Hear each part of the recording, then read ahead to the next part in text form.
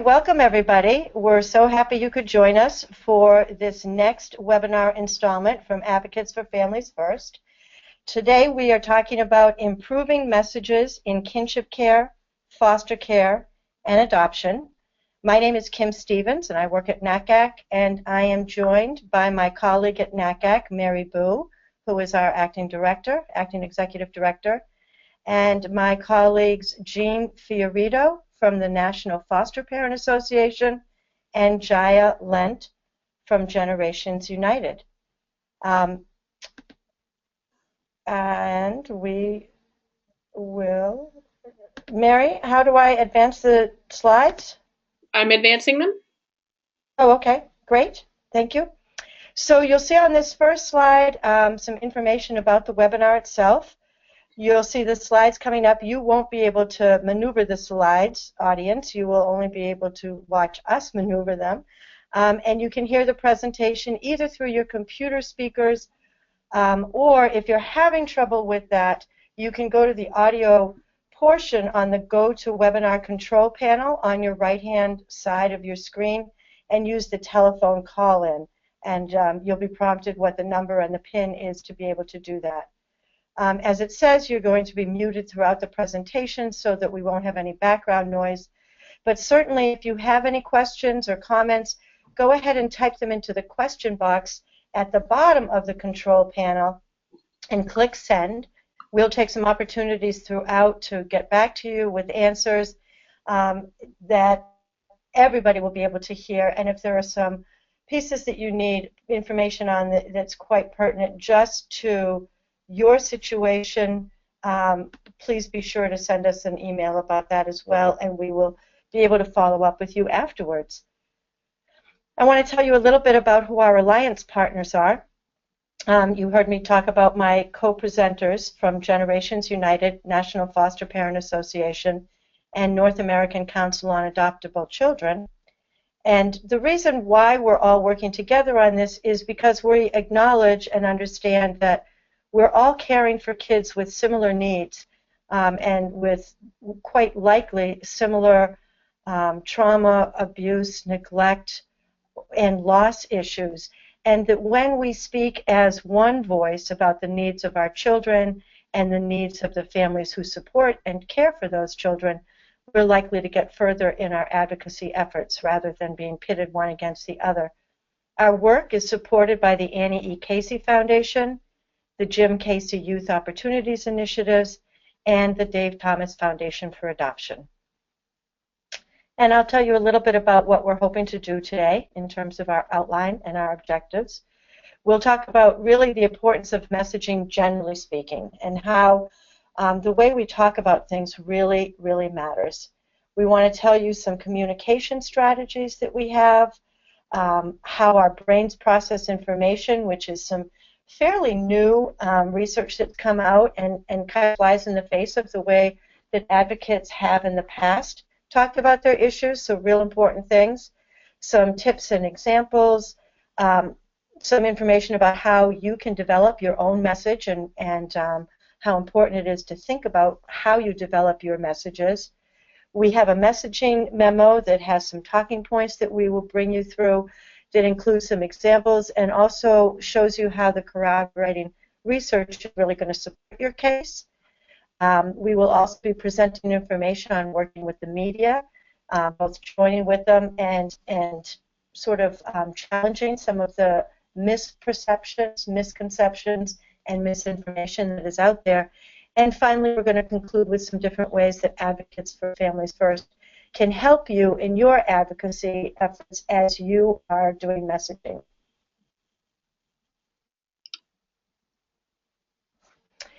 So when we think about the importance of messaging, really the number one thing is that we know that language, whether it is oral or written or even pictorial, what we say really matters and it shapes other people's perceptions. We need to really be thoughtful about what we're saying, and when we talk about this being thoughtful, we don't want to either belittle or denigrate or put down one program in the service of another. Even though we have priorities for our kids, and for our kids' needs, it's very important that we think about expressing those priorities in a collegial and a collaborative way. It's also extremely important to think about the way we talk amongst ourselves. And we as a staff and as a team have talked a lot about this, that among adoptive, foster, kinship, families, and professionals, we often use shorthand, and we often use to describe something. Yes, we do within our circle understand what we're trying to say, but there are two things or three things about that. One is that when we use those kinds of shorthand, we're not giving full thrift to what it is that we're trying to express, number one. Number two, it becomes sort of a habit. If you're always using a certain way of speaking, it becomes a habit that you don't even realize you're doing it in other company. And so we certainly don't folks out in the general community to refer to our kids and our families and our issues in a certain way, and then find out that in our own private circles we're talking about those things in a very different way. And we'll go into more detail about that as we move forward. And finally, we have to remember, as every sign in every hospital elevator has ever told us, people can always hear what you're saying. You don't know who your audience might be. And I think all of us, I know myself, have been in that position where you say something that you think is either clever or a quick way of getting a message across, and then you realize that exactly the person you hope didn't hear you say that is standing right behind you. The next point is that when we do speak in a unified voice, it really lends power to a message. Advocates have heard in the past, adoption is just a small portion of the population, or kinship care, relative caregiving doesn't affect that many people, or foster care, not that many kids are in foster care when you think about the large population of the United States. However, when we bring all of our unified voices together, and in fact when we reach out to other collaborative partners, whether that is in the developmental disability arena, in the mental health arena, in the juvenile justice arena, or education arena, other places where our children and our families are, we can really create a very powerful movement, and we can make change. We've seen it happen. And as I said a little bit earlier, we certainly do not want to use or make our point by putting down or slamming or blaming or shaming other kinds of families, living arrangements, programs, or organizations. We really want to think about doing this collaboratively. With that, I'm going to turn it over to my partner, Jaya Lent, to talk more about messages. Great. Thank you, Kim. So before we move into some of the very specifics of types of messages that are effective, we thought it would be helpful to spend some time to take a step back and talk a little bit about what we know about how the brain processes information, what research tells us about how brains take in information. What we know is that words that we use activate moral frames. And I'll explain a little bit in a minute about what I mean by moral frames, but essentially they're like folders and some context for the way that we digest information. So if you look at this slide, just take a minute to guess what the words are behind the block. And my assumption is that most of you look at that and assume that the word there is foster parent. But if we go to the next slide, we see in reality this is the word underneath that block. So why did we read it as foster parent? Because our minds have already established a frame that says, if we can back up, our minds have already established a frame that says that we should read this word in a certain way. So I like to think of moral frames as folders that we've created in our mind. Each folder in our mind has a moral connection to it, like a negative or a positive association. So when we hear a word, we associate a moral value with it based on some assumption or some past experience that we have. So there's going to be certain words that trigger positive associations, certain words that trigger negative associations. Let's say, for example, foster system. We know that that kind of language for many, many people triggers a more negative association, whereas the word family, our brains are going to file more in our positive association folder. Now, once our brains hear a word and connect it with a certain moral frame or folder, it's very hard for our brains to process the information that comes after it in any way that's different than what we already believe. So, if you hear a word, if you hear something about the foster care system, for example, and you have a bad association with that, if the information that follows that I give you is everything about how helpful the foster care system has been to a certain child, it's not going to matter that the words that follow contradict your moral frame, because your moral frame is so powerful that it doesn't allow your brain to easily digest the information that's telling you otherwise. So, what does this tell us for what we should do when we're conveying messages on a certain topic, and in this case, child welfare, caregiving, foster, adoptive, and kinship parents, families? We need to do two things. One, we need to be thinking about starting with positive frames and be aware of what those positive frames are. We will walk through some of those positive frames in this webinar.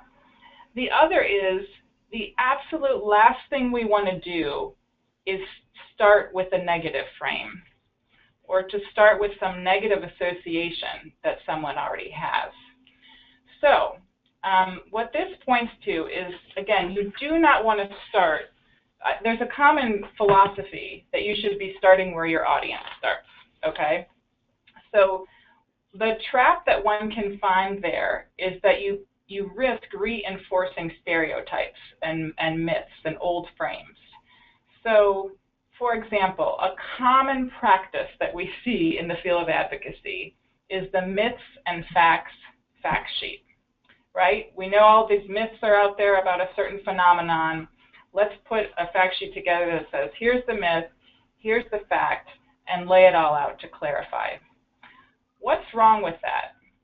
What we have is you aren't leading with your reframe, you're leading with your negative frame.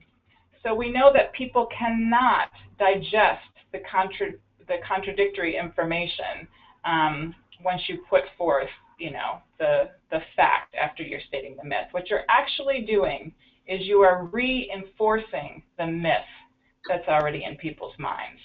So instead, there's no reason to restate the myth. You simply lead with your positive frame and what's true. So let's look at an example from what's out there. Next slide. Here's a myth and fact sheet that's talking about mental health problems that we just found out in the field. Just take a minute to look at this and get a sense of what might be problematic about the way that this piece is done. So what we have here in nice bold orange print is the myth. It's bold. It's in a standout color. Mental health problems don't affect me. Then what you have that follows is the fact, which is not in bold and has sort of more detailed information. But what we know from the way that our minds process information is that people most likely are going to go away from this by saying, okay, which was the myth and which was the fact, or just saying, subconsciously, mental health problems don't affect me, and that's what's going to stick in folks' minds. Children don't experience mental health problems. So this is a perfect example of what we don't want to be doing. So if we still need to be debunking myths and making sure that people know what the truth is, what is a better approach? Let's go to the next. Instead, what we want to be doing is really just focusing on the facts.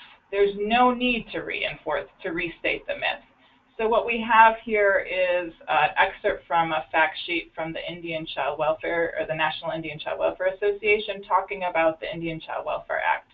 It basically just says, here's the truth. So they lay it out as, 5 truths about the Indian Child Welfare Act. this is the way that you want to go. There's no need to restate what's not true. Just state what's true. And I think from there, we're ready to start moving into what are some of those positive associations and how we should be framing out messages. So I'll turn it over to Mary. Thanks, Jaya. This is Mary. And one of the things that what I'm going to do in the next section is just talk a little bit, give a little advice about how to have the most impact with the messages that you do create. And again, Kim is going to talk a little bit later about specific Advocates for Families First messaging and what we can do to emphasize the importance of family-based care over group care. And I'll talk a little bit about that, but I'm also going to just speak generally about how to have the most power, mostly with the general audience, whether it's the media or the public, or to make your case, whatever it is you're talking about. So first, one of our first recommendations is to put children first. And this, again, sounds pretty simple, but sometimes one of the things we advocate for is for supportive services for families. And often we'll talk about parent groups or, peer support for parents. Well, we need to make it clear why that matters to children, because everyone's in it for children, and almost everyone has warm and fuzzy feelings about children. Not everyone does necessarily about parents all the time. So let me give you an example of that. If you're talking about a support group for foster adoptive kinship family, you might say, children do better when their parents learn from others who've been on similar journeys. When parents have learned patience and parenting skills, they help their children thrive. So again, we started with the word children, and we also turned it back around how helping parents helps children. So you're making the case from the frame of the child. Another area where I think it's really important to focus on, this is when we're talking about adoption assistance or foster care payments or guardianship assistance payments. I mean, we in the field know that these supports are incredibly important, and we do a lot of advocacy for them. But we think it's really important to turn it around. So first of all, that's not about money, that it's about children. And so if you're talking about adoption assistance, you can say, with this benefit, Kayla is able to access tutoring and school supports to help her son, Jose, do well in school despite his learning disability. So you're making it about what this benefit does for the child and the family. So it's not just about the benefit for its own sake. And so again, that's the first message, is really think children first, both framing in terms of children and even starting your sentences with the child first whenever you can. Our next tip is about using people first language. And I have to say that this is one that I continue to work on for myself. And I think all of us in the field need to do it. And this is, it's been a big emphasis in the disability community for a long time now. And I think one of the best example is using the word foster child or foster youth. And we're trying to say youth in foster care, or child who's in and out of home care, because the child is much more than just a foster child. And what it does is putting the adjective first can really narrow the focus of attention. And again, you want to say this is a child first. The child happens to be in foster care. It's not who they are. It's where they are at this point in time. It's even more important in some ways, I think, to do that when you're talking about a disability. And we've all heard somebody say, oh, that's, a RAD kid or an FASD kid, and special needs child is really common, of course. And I highly recommend both not using things like RAD or FASD, which aren't very meaningful out in the field. But so you might say, my child has struggled with broken attachments, rather than a RAD kid. Special needs child. I had this conversation recently with a young woman who was adopted from foster care in New York City, and she realized that she was considered a special needs child, which is a technical term for the purposes of adoption assistance beneficiary benefits in this particular case. And she's like, I didn't want to be called a special needs child, and who would want to be? So I think there are a couple of ways to reframe that. One is to talk about a child who's experienced trauma or loss. So again, what you're doing there is you're talking about what has happened to someone, not who they are. Or you can, again, if you need to talk about a child who's experienced challenges or has a disability, so that it's something that they have but not who they are. So next recommendation is about using friendly and familiar language. And I think this gets to a little bit about what Jaya was talking about. We were talking about the foster care system. So don't talk, you don't even say necessarily, if you're talking about foster care, you might say, never say foster care provider. Again, if you're talking about something in the media or public, talk about her foster mom, her foster parents. Relative caregiving, they're living with grandma and grandpa now. So use the words that resonate with all of us or with most of us. Another thing, one we do all the time, I think, in the field, we talk about sibling separation. And let's not talk about that. Let's talk about brothers and sisters belong together. Another way is use language that tells a story, use names. And I'll give an example from our communication tip sheet. Tyrone was separated from his sister Tiffany when they were placed in a group home, but they were able to be reunited when they went to live with their grandma. Too many children like Tyrone and Tiffany lose connections with their brothers and sisters when they aren't placed with a family. Now that's longer than saying in group care, siblings are separated more often than in kinship or foster care. But I think it paints a picture that people can really, if they have a brother or a sister or they have that experience, they can say, oh yeah, I know what that would be like. So again, that you're putting the people first and making things very personal. Next recommendation, and Kim talked about this a little bit too, is that be positive. So, and this is a balance that we who are talking about the support needs that we have for children and youth in foster care, adoption, or kinship care struggle with a bit. Because we do want to talk about the challenges, or otherwise people won't understand what the needs are. But you also have to talk about what works and talk about that children are doing really well in family placements. You make it clear that supports and services do move the needle. They help children and youth do better. They help parents learn parenting skills that help their children's behaviors. You really want to make sure that you're not leaving anyone with a sense of despair about the struggles children or families are facing. If it feels like there's no solution, no one wants to get invested. You want to feel like there's hope. And that you have to do that. You have to paint the picture of what works and what is positive. Another message about being positive is avoid putting down other types of families. And this is something that's really easy for us to fall into. I know in the adoption world, we hear regularly people saying things about birth families.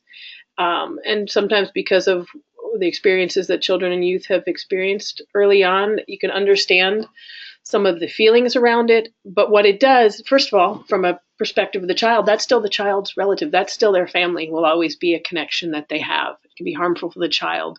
It can feel that the child can feel like you're putting down a piece of them, a piece of who they are. It also, again, it pits one against the other when really all we want is what's best for children and youth, and we want to be together in it. And so another area where this can happen is between relatives and foster parents, when sometimes if there's a, who's the best placement, you hear too often one group putting down the other group. And I think the key here is, there's a real reason for these tensions, but the more we emphasize what we have in common, which is a commitment to the health and safety of the children, the stronger our advocacy messages will be. And as Kim mentioned earlier, when we're all together in this, there's real power in those numbers and in the commonalities we have. The other thing is, I guess, it highlights successes. So if you're advocating for more children being placed in family care, you can talk about the states that have done a good job of that. If you're talking about increases in older youth permanency, you can talk about programs like Wendy's Wonderful Kids that have really helped children who are older or who have disabilities find families of their own. So remind people that there is success in this work and that we can do it if we emphasize the right messages and we invest in the way we need to. Another really good piece of advice about when you're doing messaging is making connections. And the first one is connecting. If you're using terms like foster child or out of home care, you're making children maybe seem like an other. And really what you want to do is help people understand that these are children like other children, children they know and care about. And so part of that is talking about, is actually being explicit in saying it. For children who can't live at home, we want just what you'd want if you couldn't care for your child, a family who loves them and will care for them forever. Making the point here, no one chooses an orphanage or a group home to take guardianship when they are thinking about what might happen in a worst case scenario and they weren't able to take care of their kids. We all want a family for our children. Why shouldn't that happen for all children? Another way to make connections is make sure you talk about children not about just about their challenges or disabilities. Talk about the things they like to do.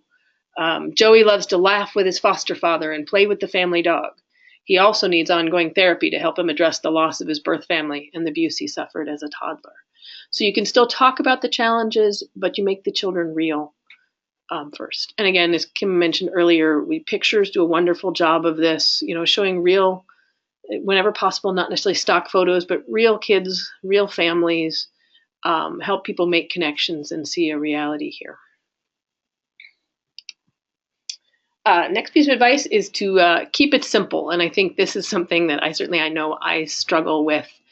Those of us who've been in the field a little while, we have a lot of information in our heads, and sometimes we think we need to explain it all. And the bottom line, again, particularly if you're talking about the media or the public, people don't need to understand that, that first you're going to look for an emergency placement and then you're going to look for a relative. They don't need to know the details of the process. They really just need the focus, which is children need families, children need stability, they need permanency, they need, even the word permanency, probably children need families who love them, be there for them forever.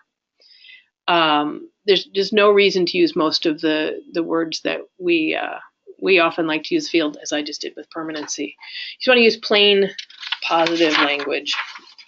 And you also don't need to explain all the complexities. People don't need to know about another planned permanent living arrangement or that children may go home and re-enter care. Just keep your focus on the highest level, which is that family matters and many young people don't have one.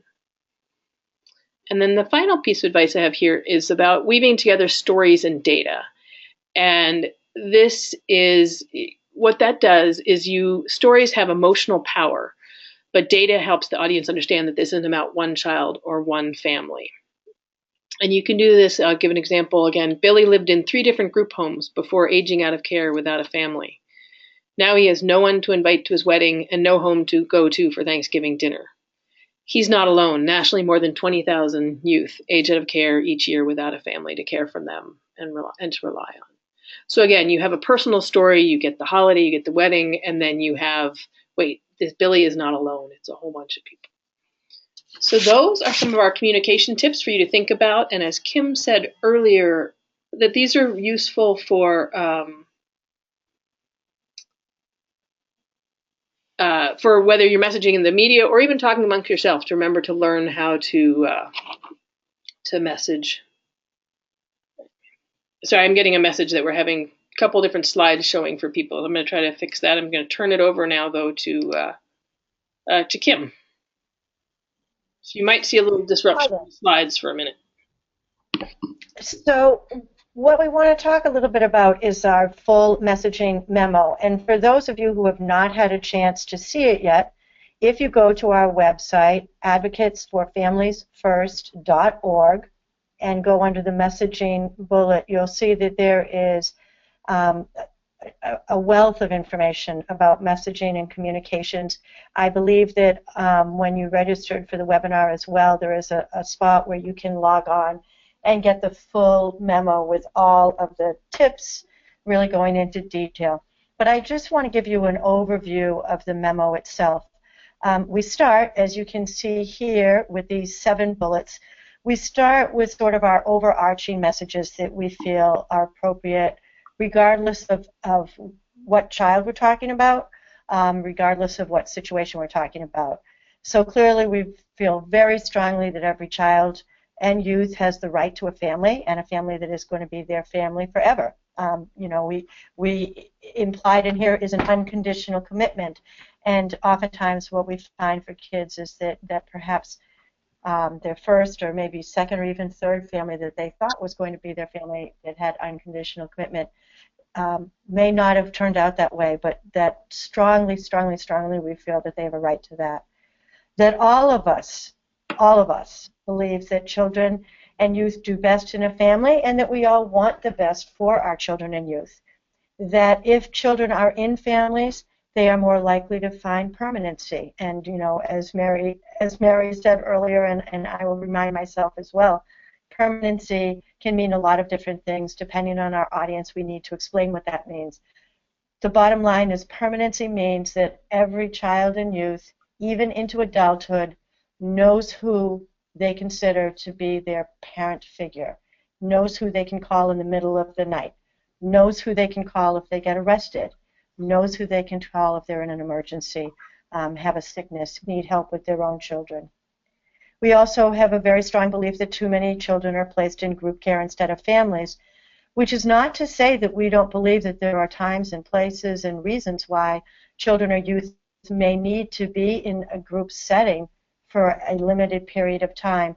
But we do know that too many children are placed in group settings not because of a therapeutic reason, not because of a need that they have, but because we don't have an alternative.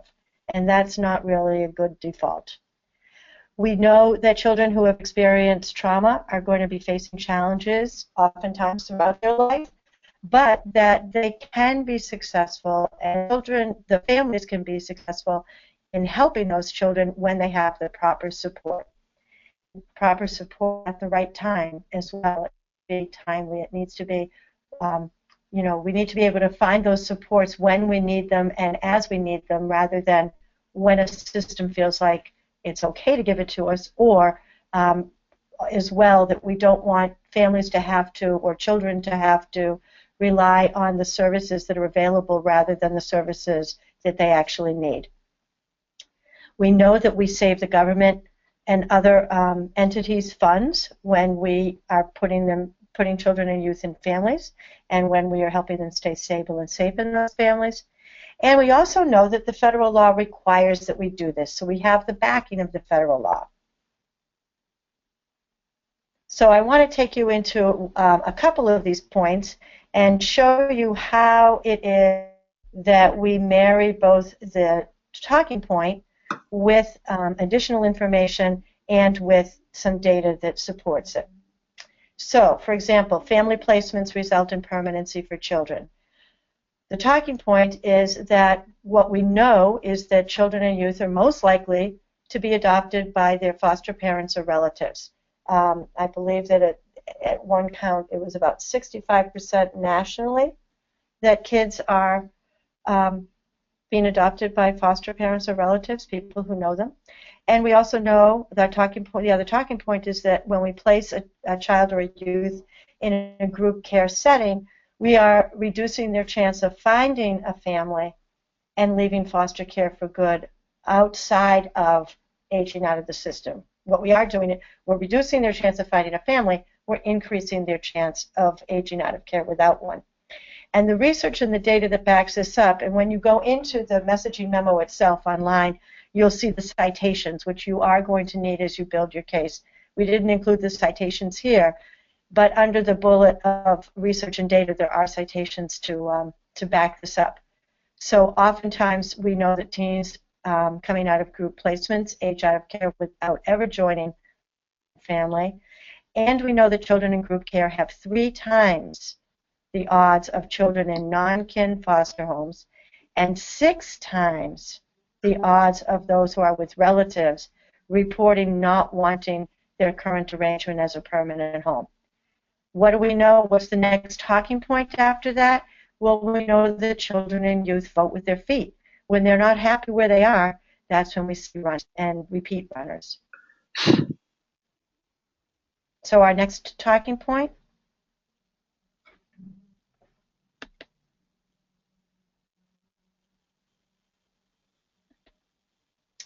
Too many children are placed in group care instead of families. Again, great statement to make. So how do we back that up?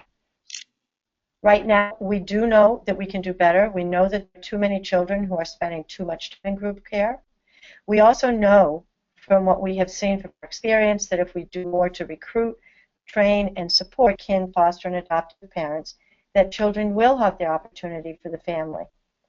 And the research and data that backs that up, first of all, the pieces of data that came out that I was astounded by was that more than 1 in 7 children are placed in an institutional group setting while in child welfare. And many are sent to a group placement as their very first experience. If you look into the research piece behind this on our website, what you'll also find out is that first placement in a group care setting, again, is not because of a therapeutic requirement or a therapeutic need. It is because the system has found no alternative. In fact, I know one state that we got involved in several years ago and is still doing some work with, where they have infants that are coming into the system and going right into homeless shelters and group care settings, which it boggles the mind that we can't find a place for a baby. The next piece of research is that 1 in 5 children in foster care will experience a non-family placement at one point in time, and the statistic gets even worse for teenagers. So 1 in 3 teenagers is in a group placement. So as you look through these, you'll see that you've got your information, you've got your talking point, and then you have your research to back yourself up when you're going to speak to a legislator or a decision maker or even a newspaper. And then the third one that we'll show you is the piece around placing children and youth and families will save the government and other funds. We always hear people talking about group care being much more expensive than even well-supported kin, foster, and adoptive placements. And I'm going to stop myself and call us out on this word placement. Again, language matters. Kin, foster, and adoptive families. They're not placements, they're families. So we're going to. Research and data. We know that group care can be between 7 and 10 times as expensive when they are receiving additional services, or if they have to go out of their state of residence, that cost jumps even more. We also know that every adoption from foster care can save as much as $235,000 in public money. And analysis also tells us that when we're placing children with relatives instead of in foster care, we're saving at least $4 billion in government money each year.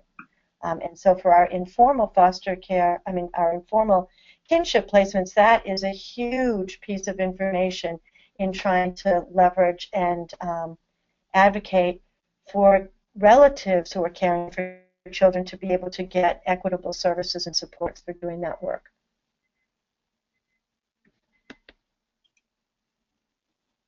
And our next slide, I'm going to turn it over to Jean now from the National Foster Parent Association to talk to us about working with the media. Hi, good afternoon. So the first thing when we think about media, and it's the first thing I think we have to realize, is that we are in a world where we are all on information overload every single day.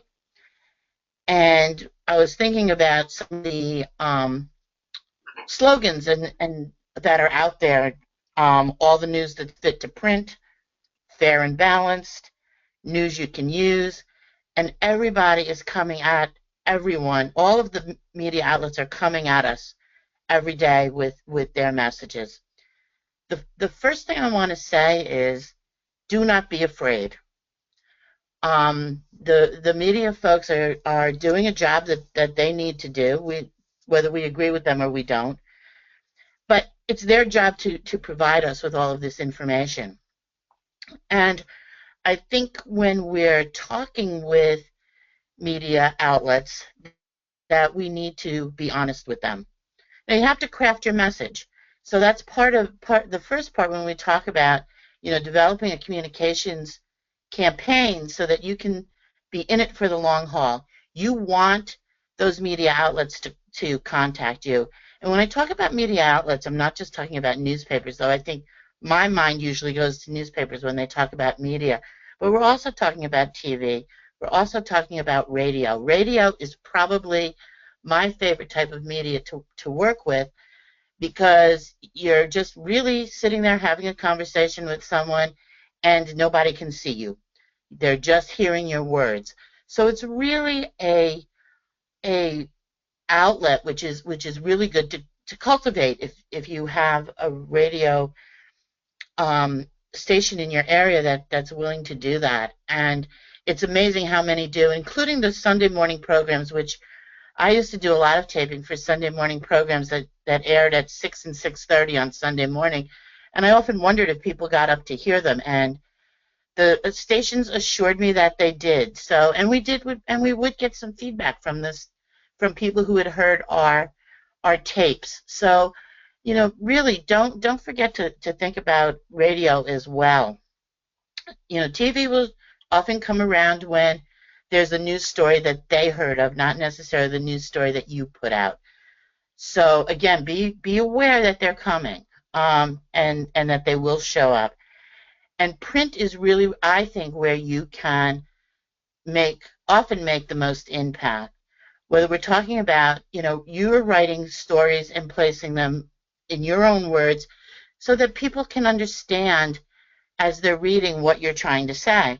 Small town newspapers are really excellent for getting your message out because they are always interested in finding human interest stories about people who live within their jurisdiction.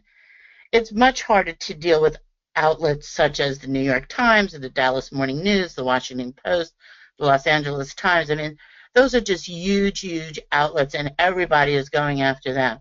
Sometimes you can start really spreading your information very well from very small outlets, and two things can happen. One is that the greater community becomes interested, and oftentimes the Associated Press will pick up those small paper stories, and they will elevate them for you.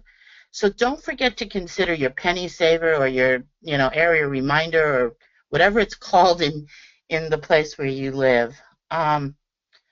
We need to remember to amplify the voices of not only the families but also of the kids, and particularly teens. Teens can be extremely persuasive in the things that they say. I know that oftentimes in foster parent recruitment events, staff will bring teens in who are in care. And it's amazing how many folks will say, I never thought about fostering a teen, but now that I've talked to this young person, I'm really interested in doing that. And they'll go after that. So the voice of our children and our youth are just as important as the voices that we give to the whole information that we're trying to give out. I often tell folks that developing an information and press kit is one of the first things you should do. And it isn't a big deal. It's just a little folder that you can make that will have contact information, who is the key people in your area, your group, that are the folks that are going to talk to the press. It is really, really a good idea to identify one or two people to do that so that everyone isn't walking around. And as you know, we all have different twists on the way we talk about things. So it's better to have key contacts. In your press kit, put current information about your group or your association, and also some stories, some fact sheets, such as, we were talking earlier about the talking points. You can make copies of those talking points and put them in there with the media kit, so that people know what to call you about and what you're about. So these are the places to go for that. Next slide. You have to find a few reporters that are empathetic to your cause. And in every media area, there is someone who will be doing that. Once you find that person and identify them, then you need to contact them regularly, even if it's just to say, hello, how are you? And, is there anything that you're working on that maybe I can help you with? And keep those relationships going. It's just like making a new friend, and it's the same sort of way that we do it. Remind the media that because we heard of a bad case of foster care abuse in Pennsylvania does not mean that every foster parent in the United States is now abusing their kids, or that should be the overriding theme of everything they write. Correct the mistakes that they make. Let them know that they're leaving a misimpression. You can, again, do it through a letter to the editor, calling the reporter that you have cultivated the relationship, emailing. There's any number of ways that you can do that. But always, always, always correct the mistake and speak about the misimpression. And most of all, don't give up. It takes a lot of time to cultivate these relationships, but once they're made, these folks will always be coming to you for your information because you've let them know that you know what's going on. And I think the other thing that I want to reiterate what Kim said is always talk about the kids and families that we work with as though someone in the seat behind you is listening to you, because you never know. I know that sometimes I've been in a restaurant having lunch and talking with somebody, and a person behind me will say, "Hey, can I talk to you about, that foster care piece that you were talking about?" Always talk like somebody's listening, because if you do, then you will always be correct in how you do it, or it will make you sharper in how you talk about what we do. Next.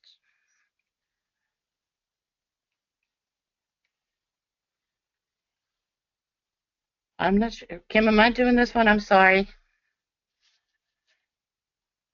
I believe this is back to Mary. It is. Okay. Sorry, I was Thanks. Sorry. I was muted for a minute and then couldn't unmute. I apologize.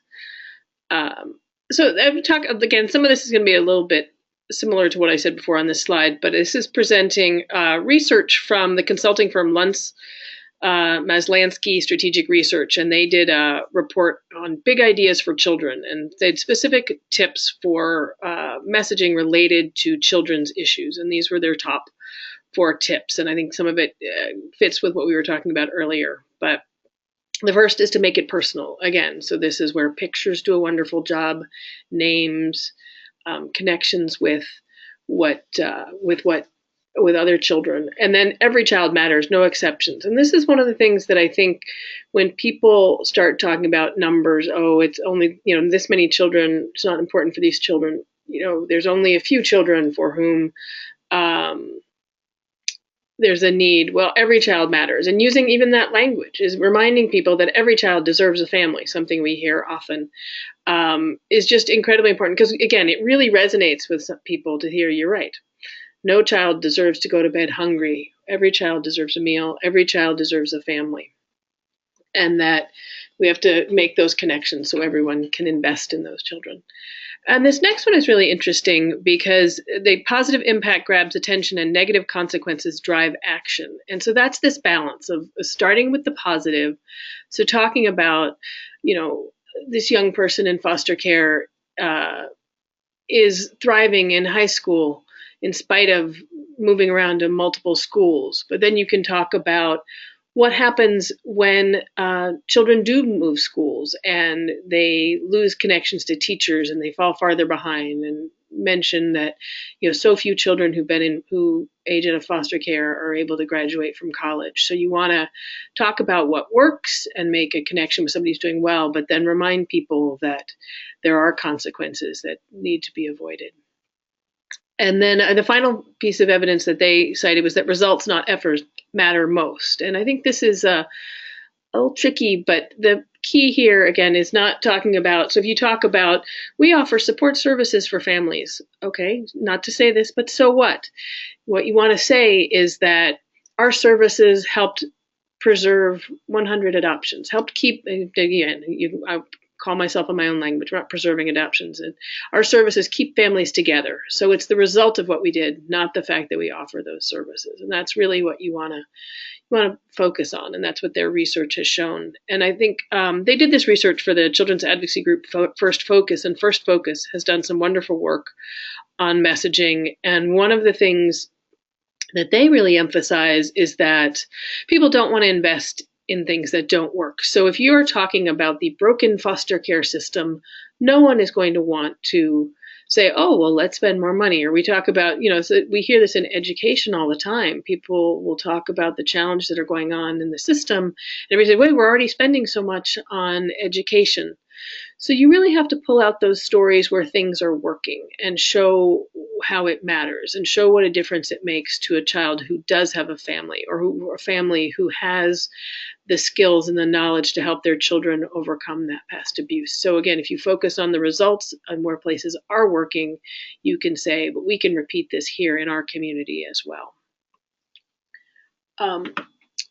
Next, I'll talk just briefly about, so if you're developing, you want to start trying to move the dial on the way things are happening in your community. These are some of the steps that you would go through in developing sort of a messaging plan. And it's really important. I mean, some of what we've talked about here today, you can use in your everyday language. You can use it in, whether it's a funding proposal, you can use it in messages to recruit families or messages to politicians. But the key is, if you're going to think about a messaging strategy, is what's your goal? Do you want to increase investment in support services for families? Do you want to increase the number of people coming forward to provide foster care or adoption? So know what your goals are. That's going to help you figure out where you target your messages. And so again, then flowing from your goals. So if your goal is to develop investment, to have people invest in support services, your audience might be your child welfare administrators or your legislators. If you're hoping to recruit more families, then you're going to an individual an audience. So again, defining that audience is important because it helps you figure out which messages to emphasize. And then by knowing your audience, you can appeal to their values and why they should care.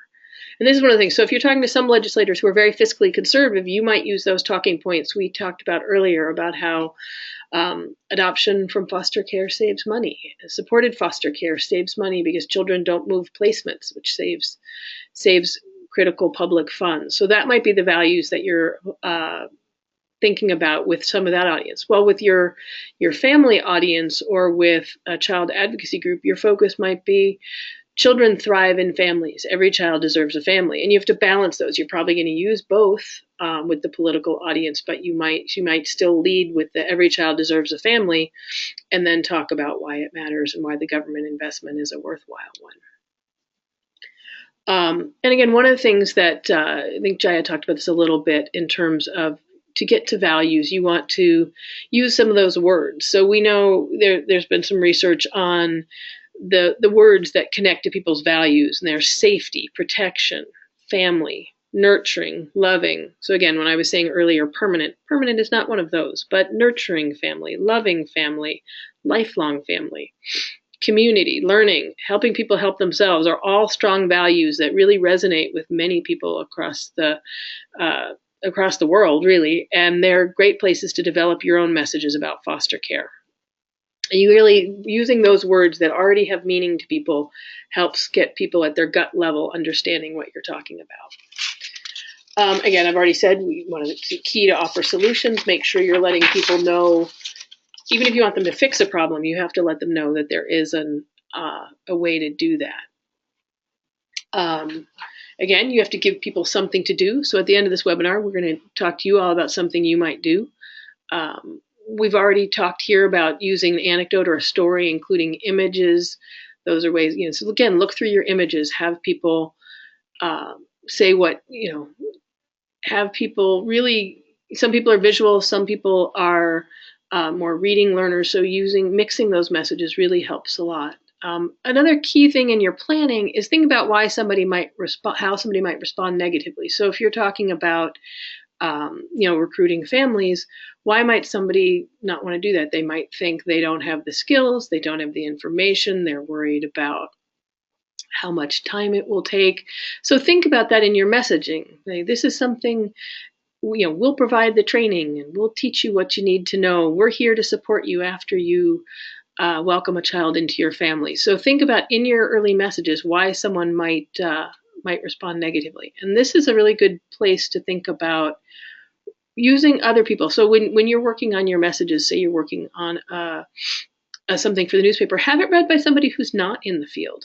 And do they understand what you're talking about? Does it work for them? So this is where I always rely on friends and families and say, hey, can you take a look at this? I want to make sure I'm not too techie or jargony. And that is a great place to use your community here. And then again, an important part of planning is that you want to repeat your messages. One story isn't going to change that. One meeting with a legislator isn't going to make a difference. But if you have a meeting with a legislator and then send a video follow-up, or you have a meeting in their office and then you meet them at a town hall and you bring them back and remind them of that meeting, and so that you're emphasizing the same messages over and over again.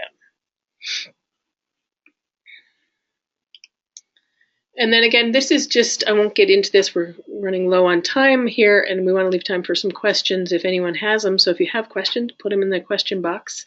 But these are just other recommendations from messaging consultants about ways that you can have the most power with your messages. And again, I think we talked about this, emotional. So you want to tell those stories. You want to hear about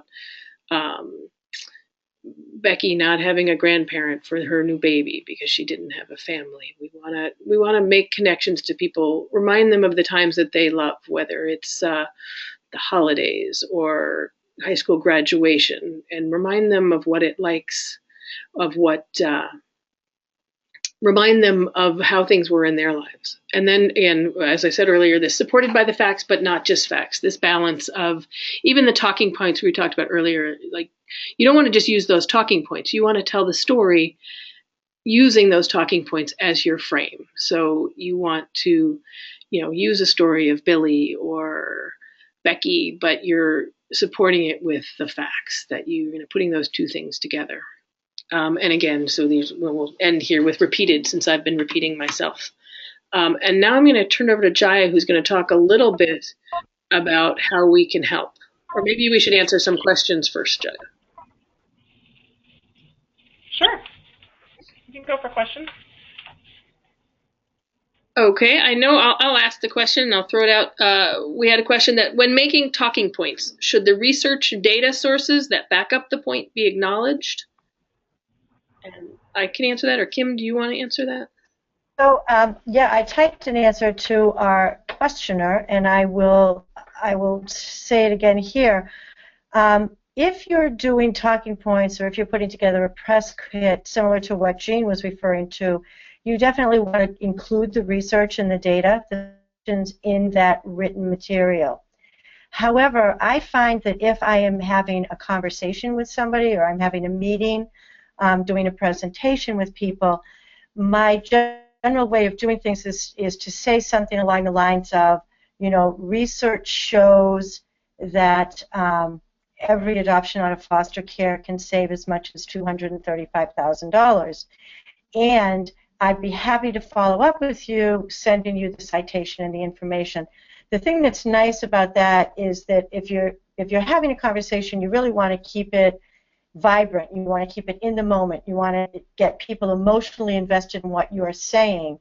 But the fact that you are now going to follow up with them to send them written information about where you got your research and what that means, it gives you both an opportunity to get back in touch with them and to reiterate that message, but it also gives them the opportunity to have on hard copy, something that they can retain, a piece of information that they can use again moving forward. And I'll the other piece is, sorry? I was just going to add to that, I mean, again, this is one where you want to know your audience, and that there are a lot of, sort of the more public it is, the less you need to use sort of the citations, or, if you're on TV, you can just say, you want to have the fact in your back pocket, you want to have the research if anyone calls you on it, but most people aren't interested in hearing the study from 1992 said this. They just you want to state it as fact, again, as long as it is backed up by the facts. That's the other thing, to always be honest. It doesn't do you any good to oversell something that can come back to hurt you later. I'd like to let Jaya, before we lose too many people, let Jaya tell folks how we can help them with their efforts, and then we can certainly come back and entertain more questions if there are more. Sure. So the 1 minute how we can help. We have been talking about our messaging toolkit. This is a great place to go for a source of help in the ways that we have articulated. One of the things we haven't talked too much about is we do have templates. So if you pull up the toolkit, which is on our website under messaging, and you scroll down, you'll see that there's a series of templates. We have them in a number of different forms: op-eds, letters to the editor, you know, whatever form you need, it may be there. If it's not, let us know, and we may be able to pull a sample for you. If you've put something together and feel like maybe it's going in the right direction and using some of the tips that we've given today, but you just want someone to take a look at it and do some editing, feel free to let us know, and we can work with you to just take a quick review of it. If you are looking for the research to back up your case or to make your case, again, the toolkit is designed with that purpose, but if you're not able to find exactly what you're looking for there, feel free to shoot us a message and we'll see if we can point you to the right place or find another source that we may have at our fingertips. And then finally, ongoing sharing of model communications pieces. As things come up, we post them to our website when we think that there's a particular piece that's done something really, really well. So stay tuned. We have our Facebook page. We have the feed on our website. And then we highlight particularly good pieces in our email blurbs, which is probably the way that you got information about this webinar. So stay tuned for all those, and you know, just stay in touch. We're happy to help as we can. Yes, and additionally, we also want to hear from you when you've had successes getting some messages out there. We are not the folks that have all the answers. We feel very strongly that our advocacy partners out there in the larger community probably have as much or more than we have to offer. So please do share with us so we can share more widely. We have here all of the contact information for Advocates for Families First, for how to reach us on Facebook, our 3 individual organizations, and the 4 presenters. Certainly feel free. One of our attendees also shared a thought with me that I want to share with other folks, that this information not only is good for the advocates, but it's also information around messaging and communication and language that could be shared with public and private child welfare workers, with schools, with attorneys, with all kinds of people that interact with our children and families. And I think that's a great message. Certainly, if you know of folks that could benefit from some of this information, you'll see probably by the end of this week that this webinar has been archived on our website. So even if people couldn't come and join us live, they can take advantage of the website, of the webinar after the fact in our archived area. Also, please ask them if they want to go to our website to find more of the tips and tools. There is just a plethora of information there. But finally, as Jaya said, keep in touch with us. Let us know what some of your concerns are. Let us know when you see some great communication. Also, let us know when you see something that's not great. I know just a couple of weeks ago we had a flurry of activity on the Facebook page regarding a show that I have yet to see yet, but it's called Superstore, where some of the characters were referencing foster care as not only a second best option, but really in quite negative terms. And, as much as we hate when negative things happen, it's that reaction to something negative that can really inspire advocates to speak up and to speak in one voice. If we go into a place where everything is going great, there's no need for advocacy, so no one needs to take action. So we really have to look at those negative pieces as our opportunities. And we certainly want to be helpful for you in your community. We may not know about something negative that's come out in the press, on entertainment media, or even on social media. But if you get in touch with us and need some assistance with reframing a message, we certainly want to be here and be available for you. Partners, do we have any other questions? if folks, I haven't seen any other questions. I was just going to say that we hope in the coming year to be drafting some sample commentaries and things for use in foster care month, adoption month, grandparents month, and we'll keep you on our email list and keep it if you can. We hope people will take those, adapt them, and use them in their communities. So we hope that you will join us in helping spread messages about the importance of family care. So we hope that you don't mind that. We'd love to keep in touch with those of you who are here and ask you to take action with us.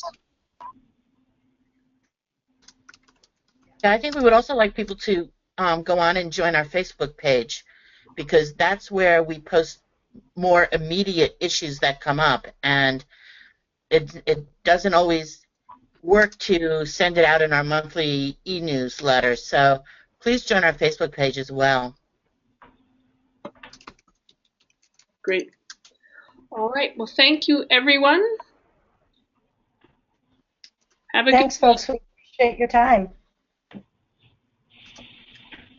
Thank you.